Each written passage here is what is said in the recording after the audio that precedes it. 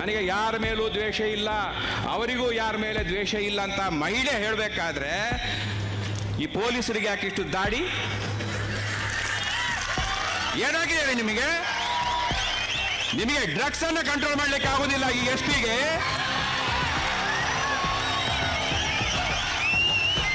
ಇಲ್ಲಿ ನಡೆಯುವಂತ ಅನಾಚಾರಗಳನ್ನ ಕಂಟ್ರೋಲ್ ಮಾಡ್ಲಿಕ್ಕೆ ಆಗುದಿಲ್ಲ ಈ ಎಸ್ಪಿಗೆ.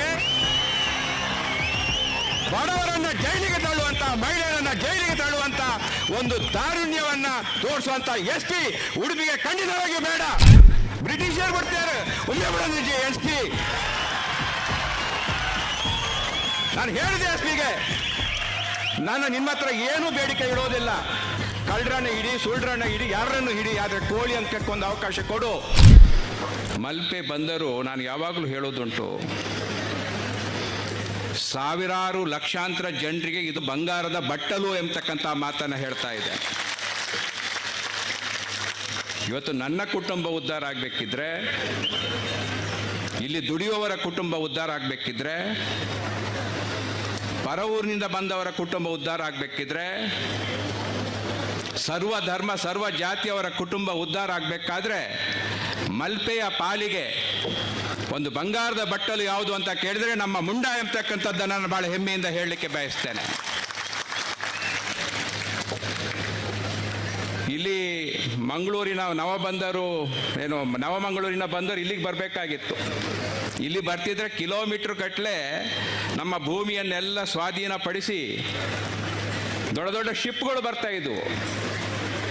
ಆದರೆ ನಾನು ಎರಡು ಹೆಸರನ್ನು ಇಲ್ಲಿ ಉಲ್ಲೇಖ ಮಾಡಬೇಕು. ಮಲ್ಪೆ ಬಂದರಾಗಲಿಕ್ಕೆ ಕಾರಣ ದಿವಂಗತ ಟಿ.ಎ. ಪೈಗಳು ಮತ್ತು ದಿವಂಗತ ಮಲ್ಪೆ ಮಧ್ವರಾಜರು ಎಂಬತಕ್ಕಂಥದ್ದನ್ನು ನಾನು ಇಲ್ಲಿ ಉಲ್ಲೇಖ ಮಾಡಬೇಕಾಗ್ತದೆ.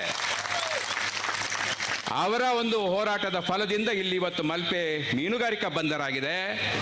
ನನ್ನನ್ನು ಸೇರಿ ಲಕ್ಷಾಂತರ ಮಂದಿಗೆ ಜೀವನಕ್ಕೆ ದಾರಿ ಕೊಟ್ಟಂತ ಒಂದು ಪವಿತ್ರವಾದ ಜಾಗ ಇದು ಎಂಬತಕ್ಕಂಥದ್ದನ್ನು, ಅದರಲ್ಲೂ ವಿಶೇಷವಾಗಿ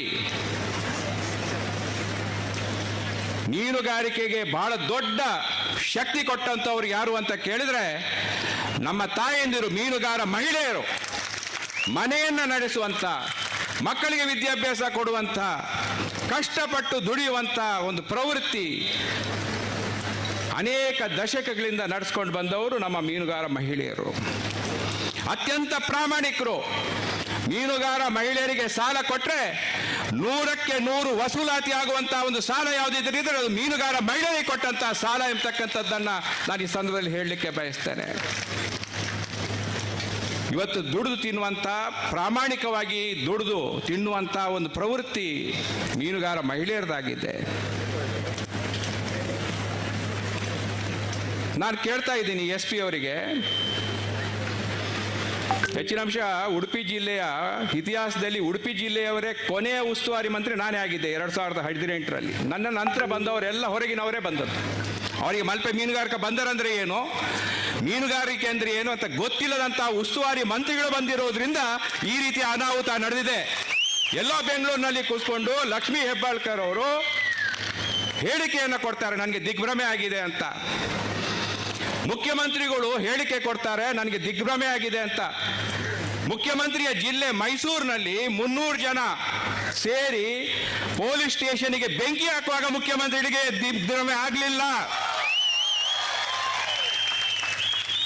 ಎಸ್ ಪಿ ಹತ್ರ ಕೇಳ್ತಿದ್ದೇನೆ, ನಿಮ್ಮ ಮನೆಗೆ ಕಳ್ಳರು ಹೋಗಿದ್ರೆ ಆ ಕಳ್ಳರನ್ನ ಪೂಜೆ ಮಾಡ್ತೀರಾ ನೀವು? ಮಂಗಳಾರತಿ ಎತ್ತಿ ಪೂಜೆ ಮಾಡ್ತೀರಾ? ಎಸ್ ಪಿ ಅವರೇ, ನಮ್ಮ ಮನೆಗೆ ಕಳ್ಳರು ಬಂದ್ರೆ ನಾವು ಏನ್ ಮಾಡ್ತೀವಿ? ಪೊಲೀಸರು ಬರ್ಲಿಕ್ಕೆ 5-6 ಗಂಟೆ ತಡ ಇದ್ರೆ ಏನ್ ಮಾಡ್ತೀವಿ? ಕಟ್ಟಿ ಹಾಕ್ಲೇಬೇಕು. ಕಳ್ಳರನ್ನ ಕಟ್ಟಿ ಹಾಕ್ಲೇಬೇಕು. ಮತ್ತೇನ್ ಮಾಡ್ಲಿಕ್ಕಾಗತ್ತೆ? ಏನು ಅವರಿಗೆ ಏಟ್ ಅಂದ್ರೆ ಮಚ್ಚಿನಲ್ಲಿ, ಖಡ್ಗದಲ್ಲಿ, ತಲವಾರ್ನಲ್ಲಿ ಹೊಡೆದದ್ದ? 2 ಕೆನ್ನೆಗೆ ಬಾರಿಸಿದ್ದು. ಯಾರಿಗೆ? ಕಳ್ಳಿ ಅಂತ ಆರೋಪಿಸಿದ ಒಂದು ವ್ಯಕ್ತಿಗೆ. ಆ ಮಹಿಳೆದ್ದು ಏನಾದರೂ ಆಕ್ಷೇಪ ಉಂಟಾ? ಕೆಟ್ಟದಿಂದ ಅವರದು ಇಲ್ಲ. ನಾನು ನಿನ್ನೆ ಅವರ ವಿಡಿಯೋ ನೋಡಿದೆ.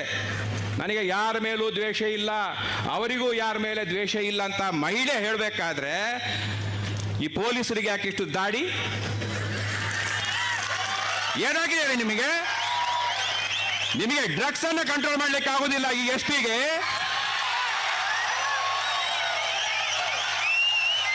ಇಲ್ಲಿ ನಡೆಯುವಂತ ಅನಾಚಾರಗಳನ್ನು ಕಂಟ್ರೋಲ್ ಮಾಡ್ಲಿಕ್ಕೆ ಆಗುದಿಲ್ಲ ಈ ಎಸ್ ಪಿಗೆ.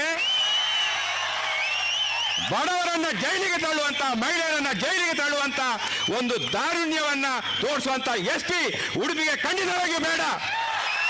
ಅವನನ್ನು ಟ್ರಾನ್ಸ್ಫರ್ ಮಾಡಿ, ಸರ್ಕಾರದವರು ಅವನನ್ನು ಟ್ರಾನ್ಸ್ಫರ್ ಮಾಡಬೇಕು.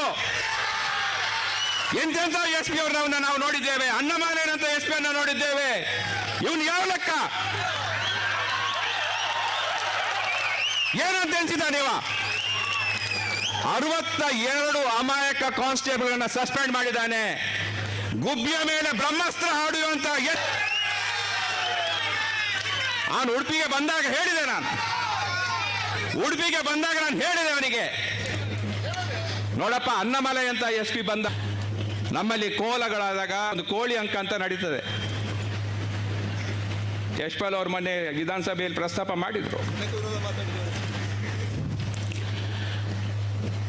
ಓವಾ ಕೋಲ ಅನ್ನಗ ನೇಮೋತ್ಸವ ಅನ್ನಗ ಒಂಜಿ ಕೋರ್ದ ಕಟ್ಟ ಮಲ್ಪನಂಚಿನ ಒಂದು ಸಂಪ್ರದಾಯ. ಬ್ರಿಟಿಷರು ಬರ್ತಾರೆ ಒಮ್ಮೆ ಬಿಡೋದು ಎಸ್ ಪಿ. ನಾನು ಹೇಳಿದೆ ಎಸ್ ಪಿಗೆ, ನಾನು ನಿಮ್ಮ ಹತ್ರ ಏನೂ ಬೇಡಿಕೆ ಇಡೋದಿಲ್ಲ. ಕಳ್ಳರನ್ನ ಹಿಡಿ, ಸುಳ್ಳ್ರನ್ನ ಹಿಡಿ, ಯಾರನ್ನು ಹಿಡಿ, ಆದರೆ ಕೋಳಿ ಅಂಕಕ್ಕೆ ಒಂದು ಅವಕಾಶ ಕೊಡು. ಅನ್ನಮಲೈ ಕೂಡ ಕೊಟ್ಟಿದ್ದಾರೆ, ನಾನು ಹೇಳಿ ಕೇಳೋದಿಲ್ಲ ಈ ಮನುಷ್ಯ. ಮನುಷ್ಯತ್ವ ಇಲ್ಲದಂತ ಎಸ್ ಪಿ ನಮಗೆ ಅಗತ್ಯವಿಲ್ಲ ಈ ಜಿಲ್ಲೆಗೆ. ನಿನ್ನ ರಾಜ್ಯ ಯಾವುದೇ ಆಗಲಿ, ರಾಜ್ಯಕ್ಕೆ ಹೋಗು, ಬೇರೆ ಕಡೆಗೆ ಹೋಗು. ಎಲ್ಲಿಯವರೆಗೆ ಸರ್ಕಾರ ಎಸ್ ಪಿ ಅನ್ನ ಇರ್ತಾರೆ ಅಲ್ಲಿಯವರೆಗೆ ಸರ್ಕಾರ ಈ ಜನರ, ಮೀನುಗಾರರ ವಿರೋಧಿಯಾಗಿರ್ತಾರೆ ಅಂತಕ್ಕಂಥ ಮಾತನ್ನ ಹೇಳಲಿಕ್ಕೆ ಬಯಸ್ತೇನೆ ನಾನು.